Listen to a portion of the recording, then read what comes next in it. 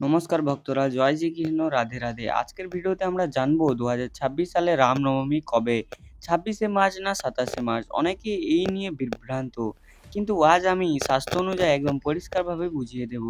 2026 সালে চৈত্র মাসের শুক্লপক্ষে নবমী তিথি শুরু হচ্ছে 26শে মার্চ এবং শেষ হচ্ছে 27শে মার্চ। এখানে সমস্যা শুরু। কারণ 2 দিনই নবমী পড়েছে, তাই অনেকে ভাবছেন 2 দিনই কি রামনবমী? নাকি একটি সঠিক দিন আছে? শাস্ত্র অনুযায়ী একটি গুরুত্বপূর্ণ নিয়ম আছে। যেদিন নবমী তিথি দুপুরে থাকে সেই দিন রামনবমী পালন করা হয়। কারণ বিশ্বাস করা হয় এই সময় শ্রীরাম জন্মগ্রহণ করেছিলেন। এখন 2026 সালে ক্যালকুলেশন দেখুন, 26শে মার্চ দুপুরে নবমী তিথি আছে। কিন্তু 27শে মার্চ দুপুরের আগে নবমী শেষ হয়ে যাচ্ছে। তাই শাস্ত্র মতে স্পষ্ট 26শে মার্চ আসল রামনবমী। শুভ পূজার সময় সকাল 11:20 থেকে দুপুর 1:10।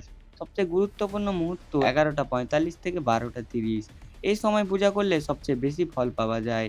সহজভাবে পূজা করবেন, যেভাবে ভোর স্নান করে পরিষ্কার পোশাক পরবেন।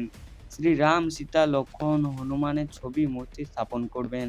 তুলসী পাতা, ফুল, প্রদীপ নিবেদন করবেন। ওং রামায় নমঃ মন্ত্রে জপ করুন। দুপুর 12টায় বিশেষ প্রার্থনা করুন। মনে রাখবেন, রামনবমী শুধু উপবাস করার দিন নয়, এটা আত্মা শুদ্ধির দিন।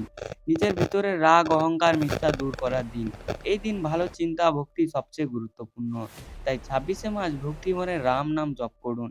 আপনার জীবনে শান্তি, সুখ আসবে। ভিডিওটি ভালো লাগলে লাইক করুন, শেয়ার করুন এবং সাবস্ক্রাইব করতে ভুলবেন না। জয় শ্রীরাম।